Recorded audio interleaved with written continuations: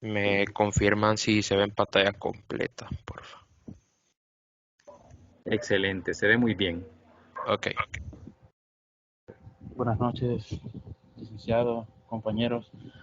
Somos el grupo 4 para, ah, para presentar el tema de préstamos con garantía. Soy Rafael Antonio Cerón Portillo y con esto empezamos con el tema. Sí.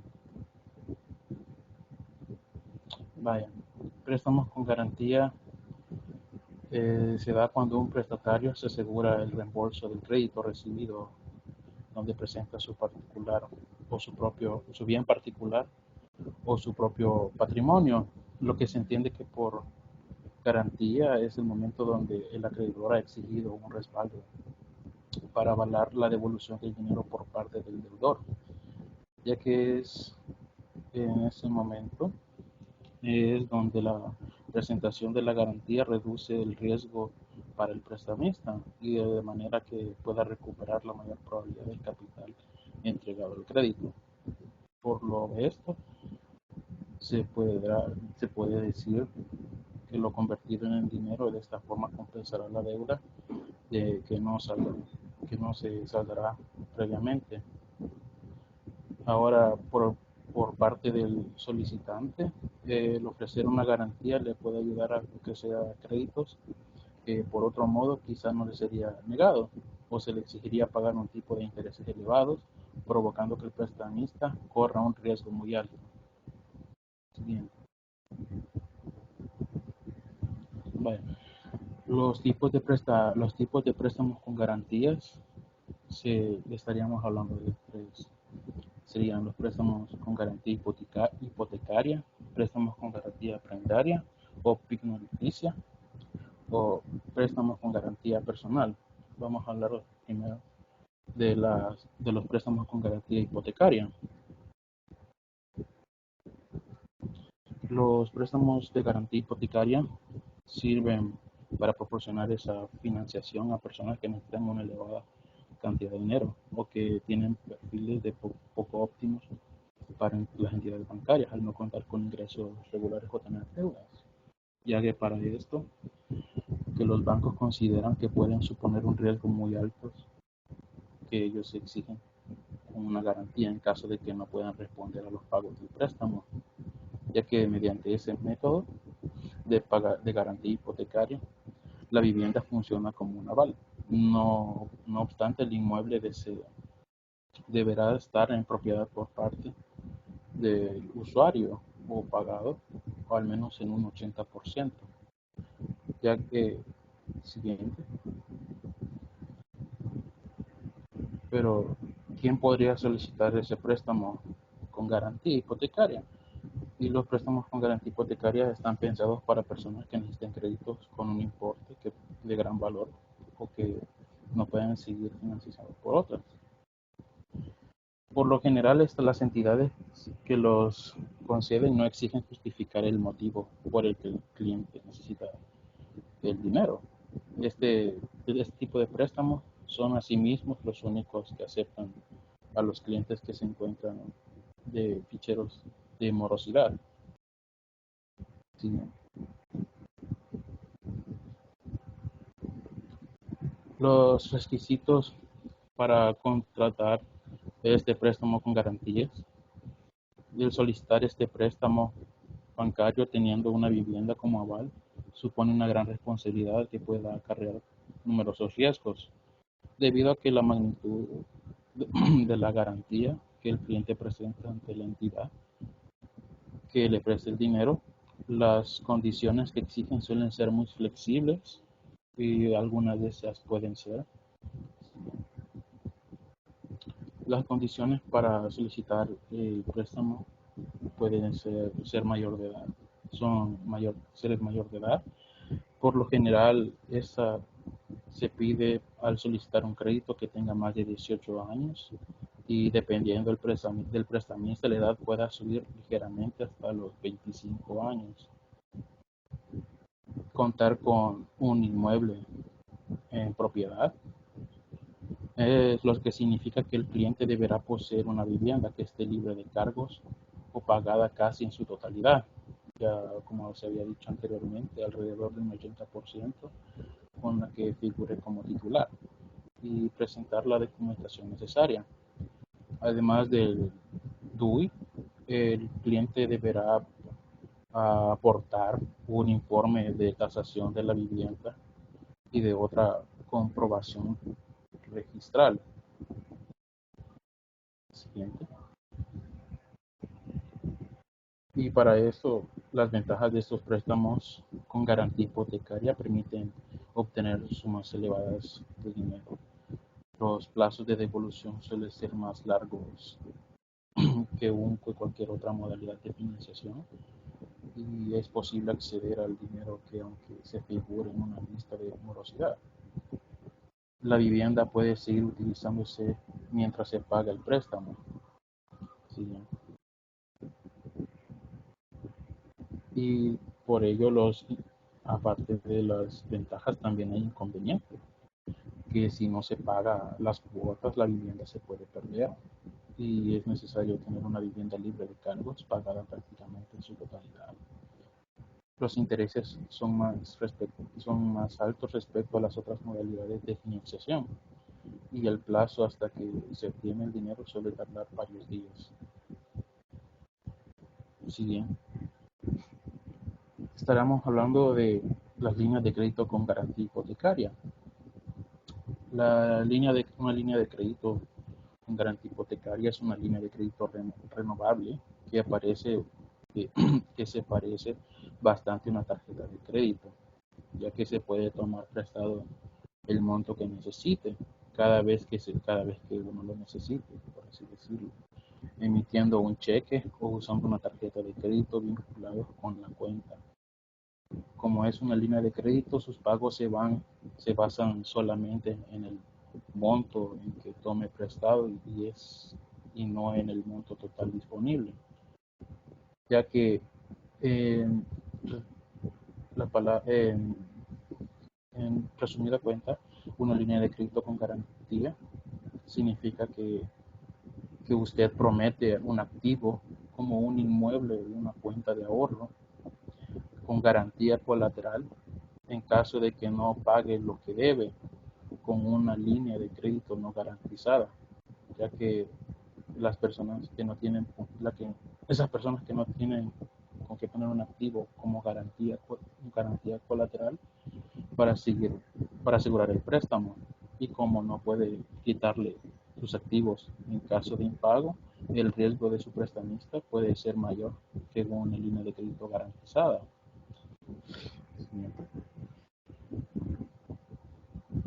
Y estas líneas de crédito con garantía hipotecaria también suelen tener ciertas ventajas y desventajas en algunos préstamos que nos ofrecen, como por ejemplo las ventajas de la línea de crédito está respaldada por una garantía real y pueden obtener una tasa de interés más baja que pueden acceder continuamente, que pueden acceder a tener dinero continuamente. También tienen flexibilidad para los grandes gastos. Y en caso de sus desventajas, se necesita tener un ingreso estable para que funcione y su prestamista puede congelar su línea de crédito, ya que existen muchos numerosos costos que pueden cobrar por adelantado y puede perder ese activo.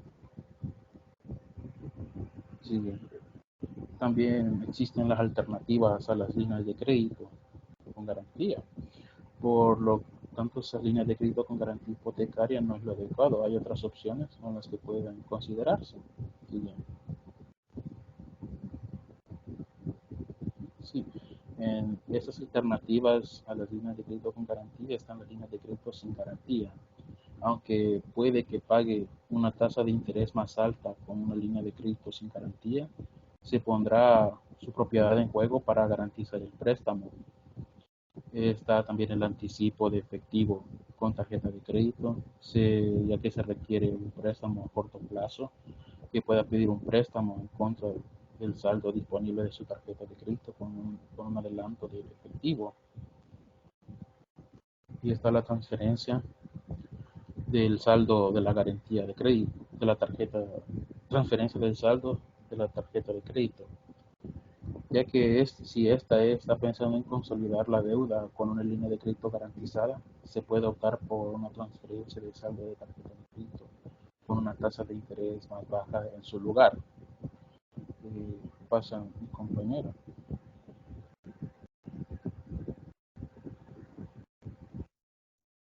Tengan muy buenas noches a todos.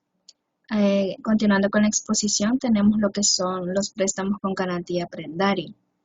Estos préstamos prendarios o pignoraticios, lo que conocemos comúnmente como empeños, es donde la garantía que se concede es un bien, un mueble o una prenda.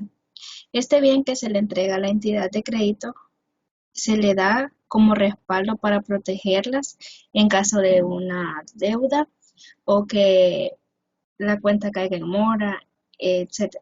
Esto es a lo que llamamos garantía pignoraticia. En caso de que el deudor no cumpla con esta obligación de pago, la entidad de crédito tendrá la libertad de vender ese bien, el cual estaría tasado con un valor equivalente a la cuenta del crédito, con el fin de recuperar este importe del préstamo concedido con anterioridad. Casi siempre vemos este tipo de situaciones en las casas de empeño, donde se ponen a la venta todos aquellos bienes en los que los deudores no han satisfecho su deuda con la entidad que les hizo el préstamo. A continuación se presentan algunos tipos de garantías prendarias. Tenemos primeramente la garantía de maquinaria, mercaderías semovientes y cosechas. Esta es la que el usuario responde del préstamo con la garantía de la producción y los medios de producción de la actividad agropecuaria que realiza. Esta modalidad de pignoración admite efectuarse con o sin desplazamiento de la prenda. También tenemos la garantía de valores admitidos a negociación en mercados secundarios.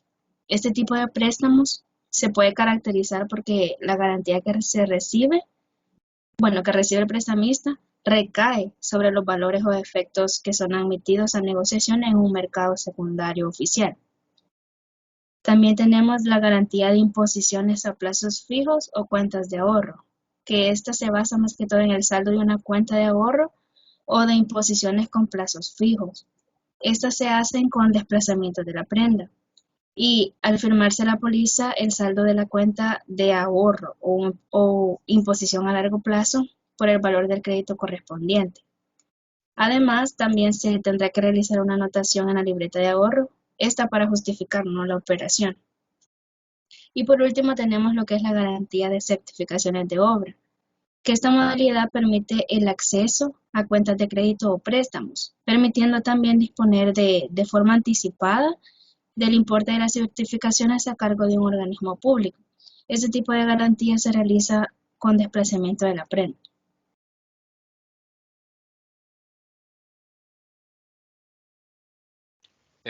Tengan buenas noches. Vamos a hablar acerca de lo que es los préstamos con garantía personal. Y es que dichos préstamos pues son un crédito en el cual el deudor pone como garantía su fuente de ingresos personal o su patrimonio acumulado, además de una avalista. Aquí comúnmente lo conocemos como fiador.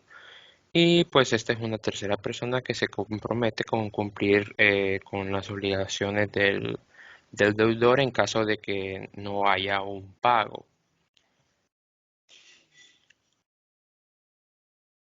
En la garantía personal, a diferencia de las garantías reales, que la vamos a estar hablando más adelante, en la garantía personal, pues se entiende que podrá ser cualquier bien que forme parte del patrimonio tanto actual como futuro. Por otra parte, cabe recalcar que en los casos que se acceda a una garantía personal, los titulares podrán ser tanto personas físicas, tanto como personas jurídicas. Cabe recalcar que en los casos en los que existen varios titulares, la garantía personal pues podrá tener carácter solidario entre titulares o mancomunados.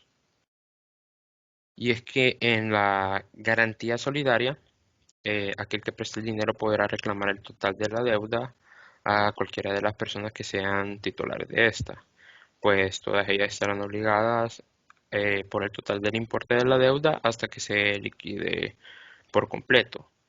Y por otro lado, pues la garantía mancomunada, cada titular de la deuda solamente pues va a responder por una parte de esta, porque solo se les incluye a poder reclamar dicha parte. En este tipo de garantía, la deuda se atribuye de manera de divisa y prorrateada a cada uno de los acreedores o los deudores. Por tanto, pues la responsabilidad será limitada. Y en función del tipo de interés tenemos dos tipos de préstamos. El primero es el préstamo a tipo fijo y el segundo es a préstamos de tipo variable. Y los de préstamos de tipo fijo se aplica a un tipo fijo de interés, que es el mismo porcentaje sobre el capital y pues las cuotas serán constantes, perdón, durante toda la duración del préstamo. Y de tipo variable variaría en función de un índice de referencia, que suele ser Euribor, y por lo tanto las cuotas a lo largo de la vida del préstamo variarán en función de la evolución de dicho índice. Y vamos a hablar un poco de lo que es la diferencia entre garantía real y la garantía personal. Y en resumen, prácticamente es que la diferencia entre una garantía real y una garantía personal, ya sé que en la garantía real lo que se entrega en concepto de aval es un bien concreto, que a su vez en caso de incumplirse la evolución del préstamo, el acreedor podría llegar a obtener la propiedad del bien para posteriormente venderlo y obtener el valor del crédito prestado. Y en el caso de la garantía personal, lo que se entrega como aval o garantía es pues todo el patrimonio actual o futuro del deudor hasta que se consiga saldar la deuda, ¿verdad? En este caso no solo basta con un bien, sino que el deudor tendría que utilizar todos los bienes que él posea para que sea, bueno, los bienes necesarios para saldar al completo la deuda que se haya contraído. Y hay que tener en cuenta que las garantías cumplen con una serie de propiedades. Y en este caso pues son las que no son excluyentes, es decir, en las operaciones de préstamos que solemos adquirir pueden convivir ambas garantías, la personal y la vivienda que adquirimos como garantía real. Y la otra que es que la titularidad del préstamo es independiente de la titularidad de los bienes que lo garantizan. Tanto puede coincidir como ser distinta. Y vamos a presentarles, hemos decidido presentar dos ejemplos que se ven bastante en la vida en la vida cotidiana. Vamos a presentar dos. Y en el primer ejemplo, pues, eh, exponemos el caso como que el señor Gabriel Gutiérrez necesita pedir un préstamo pues para poder pagar unos estudios clínicos relacionados a una visita médica que él tuvo. Al no tener un historial crediticio, decidió usar su automóvil, su carro particular como garantía, y para ello presentó en el banco copias de los documentos del registro del vehículo. Y debido que al automóvil es un artículo susceptible de ser robado o que pueda darse el fraude, el banco realizó una investigación previa antes de conceder algún crédito. Posteriormente, el crédito fue concedido estableciéndose un monto de $1.000 y un plazo de 18 meses para pagarlos al banco. Y como requisito le fueron solicitados dos avales o dos fiadores con documentación clara para confirmar dicho préstamo. Este préstamo se ha grabado en un total de 25% de interés mensual, que se incrementará en caso de que no pague dicho monto. Y como último ejemplo, tenemos que la señora Alejandra requiere de un capital extra para cubrir las colegiaturas de sus tres hijos. En este caso, la señorita Alejandra decidió empeñar sus artículos consistentes en dos pulseras de oro, un anillo de brillantes, un collar de oro y un reloj de oro auténtico. Y en este caso, el valedor de la casa de empeño valoró los artículos y tasó un monto para el préstamo de $3.712 con 50 centavos y repartido en 6 meses. Al completar el pago, se le entregaron sus pertenencias y mientras duró la deuda fue denominada como pignorante debido al tipo de garantía para el préstamo recibido. Y es que, bueno, en conclusión tenemos que tener un cierto tipo de educación financiera para agarrar cualquier tipo de préstamo y tenemos que conocer todas las variables que la entidad financiera nos ofrece para que se nos sepa adecuar a nuestro diario vivir y no caigamos en un cierto tipo de impago. Muchas gracias. Bueno, excelente. No sé si Reina tiene alguna pregunta hacia el grupo, algo que no le haya quedado claro o algo que le gustaría que le amplíen. No, ingeniero, no tengo dudas. Va, excelente. Ustedes mencionaron ahí los tipos de garantía, ¿verdad? Y mencionaron hipotecaria, prendaria y la personal. Y luego yo había notado por ahí el aval y la fianza. Pero más adelante, cuando habló Eduardo de la garantía personal, ahí tocó el avalista o el aval. Pero se les olvidó colocar la fianza, que también es un tipo de garantía. ¿Saben qué es una fianza? ¿Cómo se obtiene? Una fianza sería como una garantía que, como por obligación, o sea, como es una garantía que se da cuando se da un incumplimiento de pago. ¿Quién emite esa garantía? Puede ser el proveedor o la entidad que genera el crédito. El proveedor. O sea, la garantía se supone que es para el proveedor financiero, o sea, es para él. Él necesita que le garantice a su cliente que le va a pagar en el futuro. Ujú. Pero ¿quién emite una fianza? O sea, ¿cómo consigo la fianza? Es un tipo de garantía y la puede solicitar cualquier acreedor financiero. Normalmente no se llaman proveedores, se llaman acreedores financieros. Entonces, cualquier acreedor financiero puede ser un banco o puede ser una casa de financiamiento, una institución financiera que no sea bancaria. Esta va a solicitar una garantía y dentro de la garantía que ustedes mencionaron podrá solicitar una fianza. ¿Quién emite esa fianza? Es decir, el cliente potencial de la institución financiera, ¿verdad?, debe conseguir una fianza. ¿A quién se la va a solicitar? O sea, ¿quién va a ser ese tercero que va a proporcionar una fianza? Podría ser un banco. Así es, de hecho es un banco, ¿verdad? Un banco o una institución financiera que se dedique a ese tipo de operaciones. Por ejemplo, una aseguradora.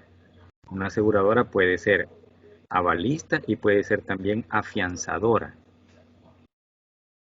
Pero normalmente se ve entre bancos y aseguradoras ese tipo de garantías. Obviamente el cliente o el cliente potencial debe conseguir esa garantía con una institución con la que él tiene crédito, ya que es un crédito el que le va a dar. O sea, una fianza es como un crédito, ¿verdad? Un crédito que no se va a activar si no se da, digamos, o no se incumple. Una vez se dé el incumplimiento, es un crédito que se va a activar automáticamente. O sea, automáticamente cuando exista el reclamo por parte del acreedor financiero, el que dio el préstamo, ¿verdad? El que otorgó el préstamo, al darse cuenta de que hay un incumplimiento de parte del deudor, este hará efectiva la fianza. Ahí se convierte en un préstamo automático, ¿verdad? Estas fianzas pueden ser por una cantidad que la solicite el acreedor financiero, ¿verdad? Podrían ser $10,000, podrían ser $15,000, podría ser por el monto del crédito en total. Normalmente se da por una parte del crédito, es decir, por el incumplimiento de una parte del crédito. Entonces también es una garantía. Por ahí tenía también otra pregunta, pero vi que ya la respondieron. En cuanto a las garantías reales, ¿verdad? Por ahí explicaron la diferencia de una garantía real con una garantía personal.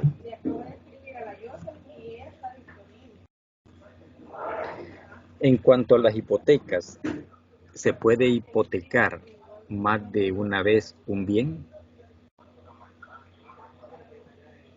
Es decir, me puede servir como garantía hipotecaria un bien, por decir algo, en el banco A y al mismo tiempo en el banco B. Fíjese que lo que cabe que si se puede hipotecar más de una vez, entiendo de que sí se puede hipotecar más de una vez un inmueble. Al mismo tiempo. Fíjese que lo que entendí al leer y entender, ah, entendí que se puede se, pagar la hipoteca y después volver a hipotecar el mismo bien. Sí, correcto. Ahí ya está liberada la hipoteca, pero mientras no esté liberada, es decir, yo hipoteco un bien para obtener un crédito con un banco A y al mismo tiempo necesito un crédito de otro banco, un banco B, ¿puedo hipotecar el mismo bien en ambas instituciones? Supondría, Sin que se haya liberado la hipoteca en uno de los dos.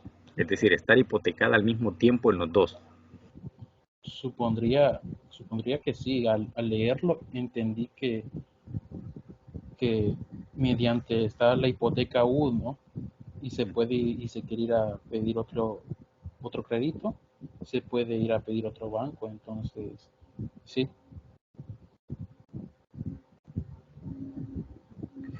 ¿Eso en qué lo leyó? lo leí en una página ¿Es nacional? de México. Ah, en nuestro medio no se puede. No, No. Una vez esté liberada la hipoteca, sí la puede volver a hipotecar. Pero si no la ha liberado, es decir, si ya está hipotecado un bien con una institución financiera, ese bien no puede ser hipotecado con otra institución. aquí en el país no se Aquí en puede. el país no se puede.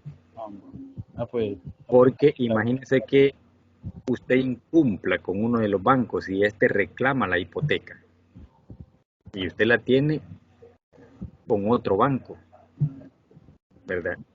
La tiene, el nombre se oye un poco raro, pero así es, ¿verdad? La tiene trabada con otro banco. sí. Y uno de ellos reclama esa garantía. El otro banco se va a sentir estafado. Y no es que se va a sentir, está siendo estafado. Porque el primero que reclame la garantía, ese se hará acreedor de esa garantía. El otro va a quedar sin garantía. Entonces, en nuestro medio no se permite de que una hipoteca se utilice para dos instituciones financieras al mismo tiempo. O sea, no está permitido, pero en la realidad se da. O sea, en la realidad hay mucha gente pícara que tiene hipotecada, por decir algo, su casa con más de una institución para soportar más de un crédito con instituciones diferentes.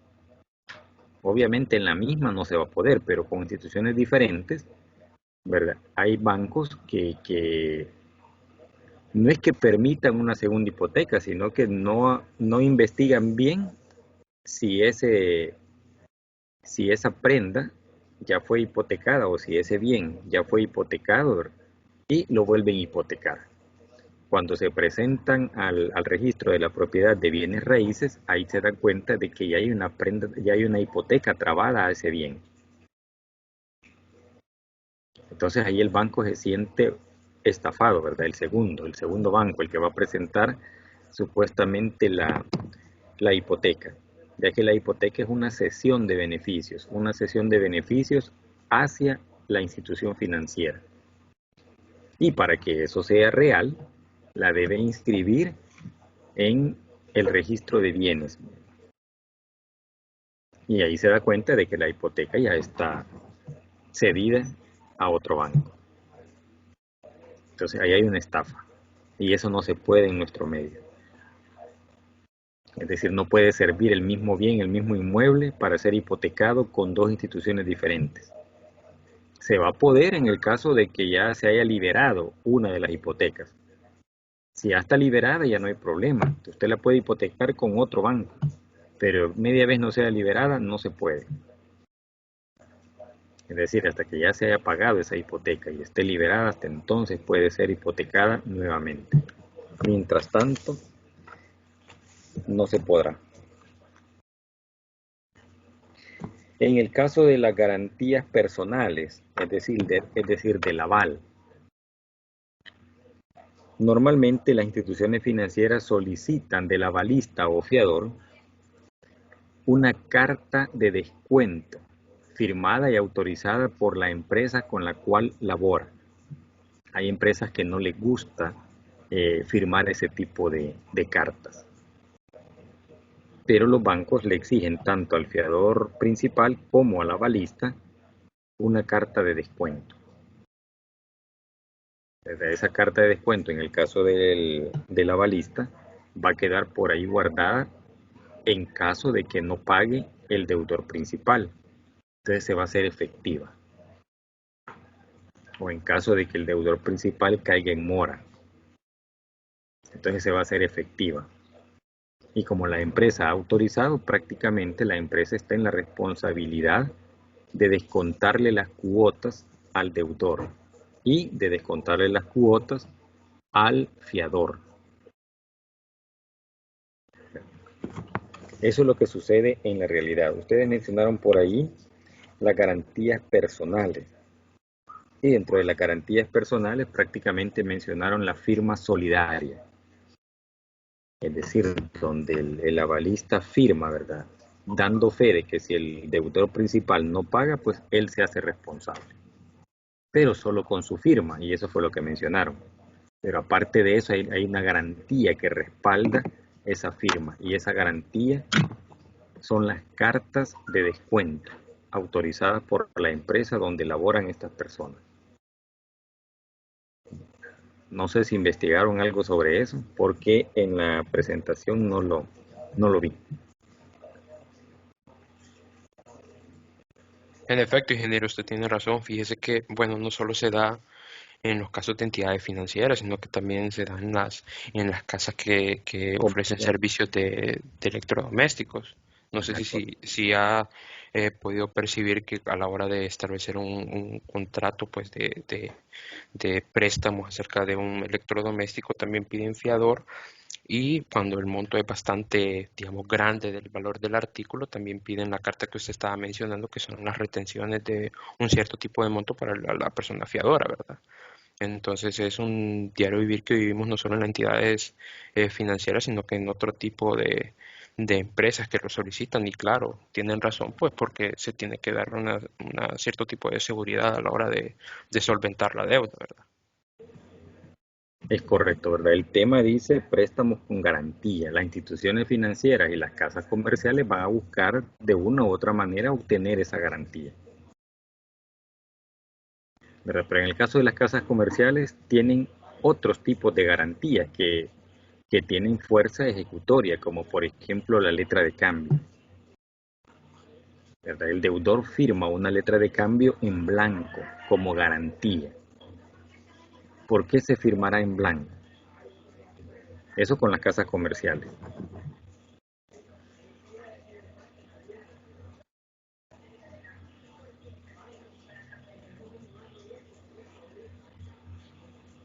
Nunca han tenido la oportunidad de apreciar, digamos, a alguien que ha obtenido o va a obtener un crédito con una casa comercial, ¿verdad? Comprando un electrodoméstico.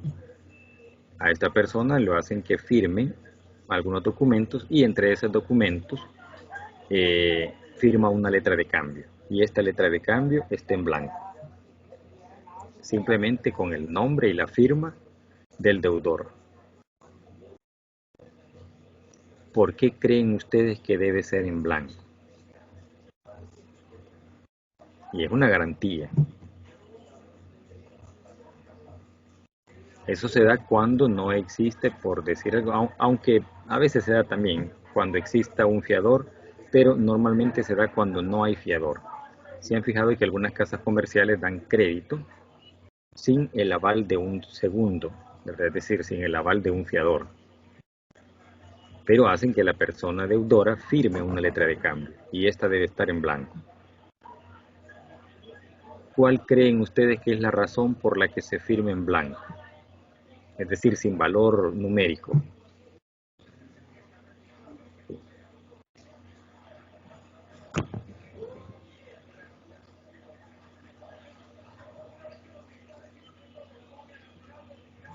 ¿Alguna idea? Cualquiera de los cuatro, ¿verdad? Hasta Reina nos puede colaborar si acaso tiene una idea. Yo tenía la idea que era pues para, digamos, ¿cómo decirlo? Como garantizar cierto tipo de obligaciones de pago, ¿verdad? Y también si hay como algún tipo de varios acuerdos o más bien contratos que están entre las dos partes, pero no sé si estoy en lo correcto. Normalmente la firman en blanco porque no se sabe en qué momento la persona va a caer en mora.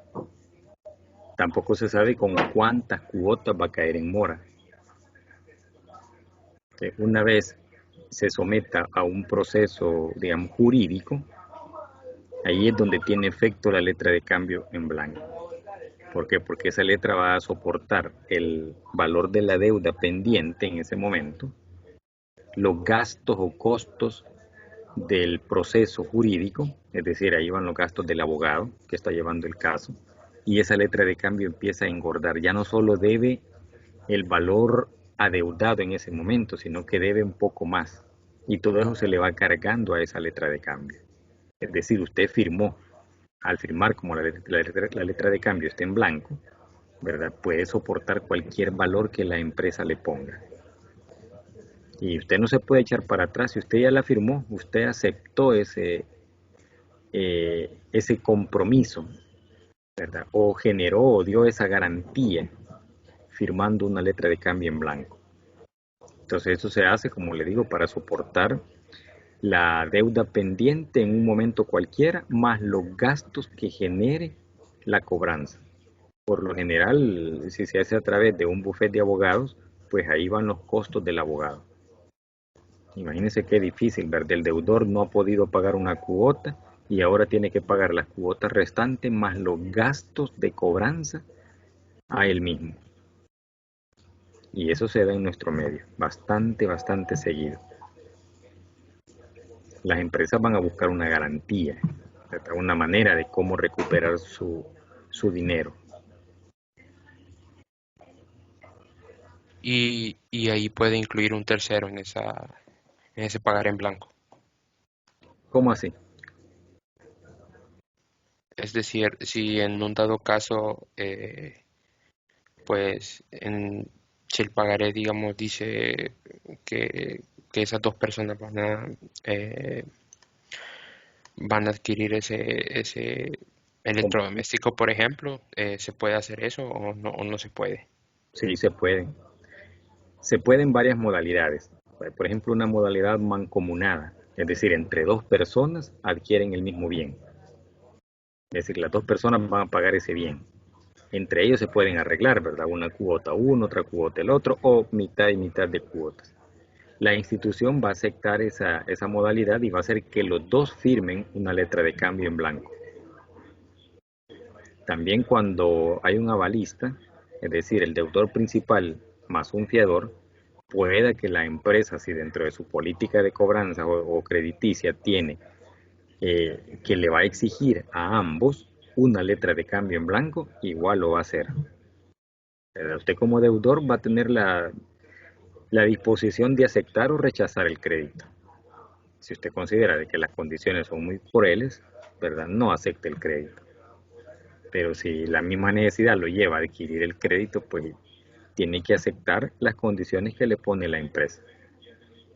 Entonces sí se puede haber un tercero, ¿verdad?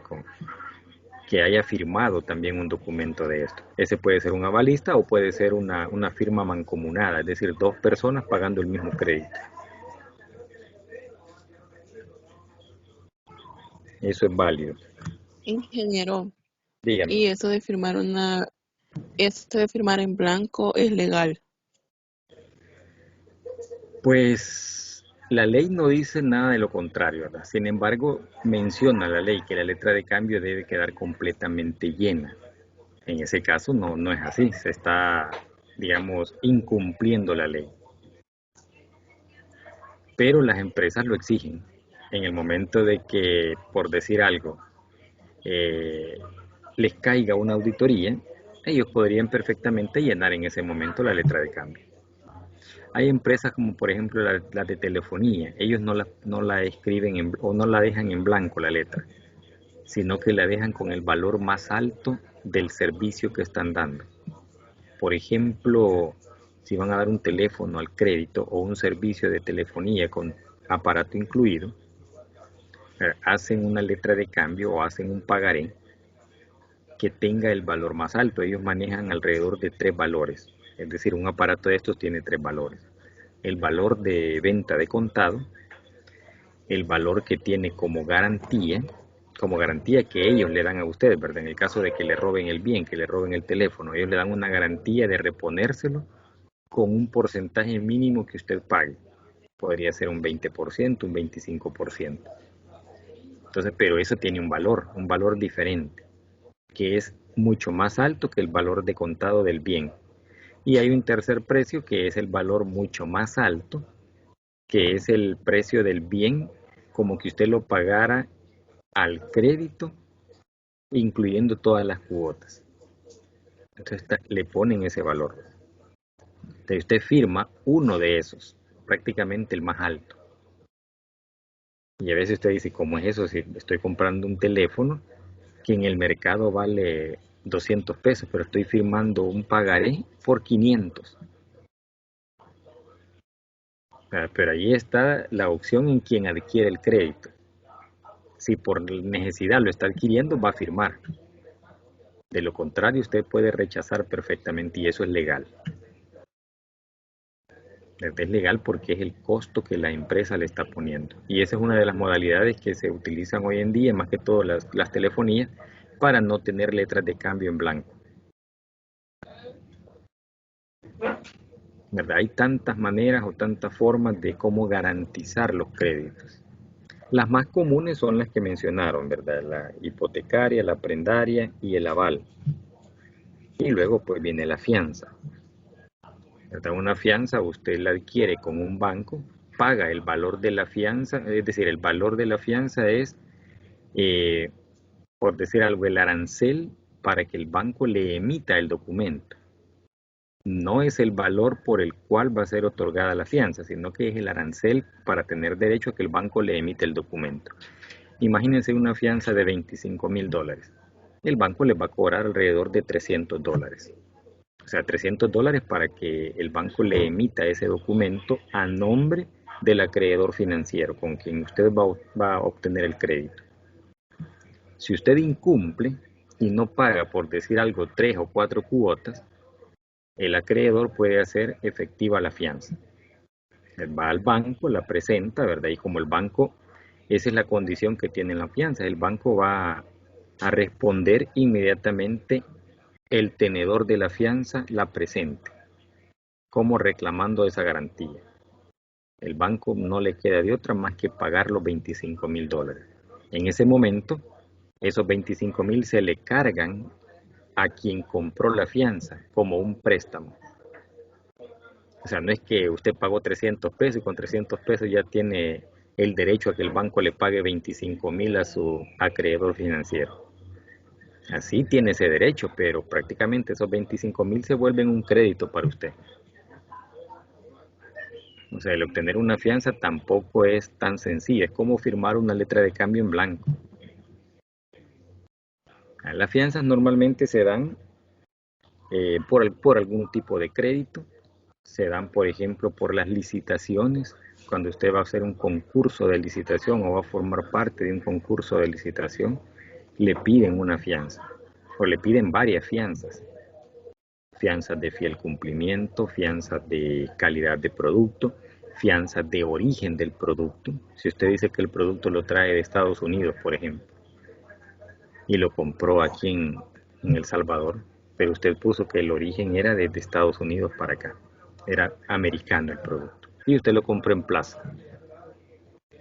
Ahí usted incumplió, ¿verdad? Su cliente podría en ese momento hacer válida la fianza y está en todo su derecho, ya que una fianza se reclama únicamente con la presentación del documento. Y la institución financiera, que es la que está avalando esa fianza, no le queda de otra más que pagar, así de fácil. Como les digo, hay varias maneras de cómo garantizar un crédito o de cómo garantizar una transacción comercial, ¿verdad? Un banco le puede pedir, por decir algo, dos fianzas, una fianza por el deudor y una fianza por el avalista, ¿verdad? Si así lo tiene como política crediticia el banco. Está en los deudores si aceptan o no aceptan. Esa es la política del banco y eso es legal. Cualquier política crediticia adoptada por una institución financiera es legal. Los deudores tienen la decisión de aceptar o rechazar las condiciones que le pone el banco. A veces son condiciones bastante crueles. Por ahí mencionaron una tasa que me pareció súper alta en uno de los ejercicios, ¿verdad? Decía 25% mensual. No sé si eso era correcto o tal vez le faltaba algo ahí, por decir algo. 25% anual convertible mensual, que es diferente a decir 25% mensual. Sí, en efecto, ingeniero, en efecto. Porque eso es altísimo. Un 25% mensual es una tasa súper alta. Imagínense cuánto sería anual. Aproximadamente el 300%. Entiendo que la más alta la tenía el Banco Azteca, ¿verdad? Si no me equivoco. Sí. De hecho, las tasas más altas se manejan a nivel de créditos rotativos, es decir, a nivel de créditos que se dan a través de plásticos electrónicos, es decir, con tarjetas de crédito. Esas son las más altas. Los créditos de las casas comerciales, esas son las más altas. Ellos disfrazan sus tasas haciéndole ver al cliente de que son tasas bajitas, pero se las ponen mensual. Ya dicen, por decir algo, 4% o 4.5% mensual. Entonces el cliente lo ve muy bajito, dice 4.5%, no es mucho, dice. Pues sí, pero es mensual. Multiplíquelo por 12, más del 50% anual. ¿Verdad? Así manejan algunas tasas cuando son demasiado altas y por lo general se da en créditos rotativos, es decir, a través de tarjeta de crédito. Esas son las más altas, que andan arriba de 35% hasta 50-60%. Pero ni modo, esas son las condiciones que aceptamos, ¿verdad? Como clientes.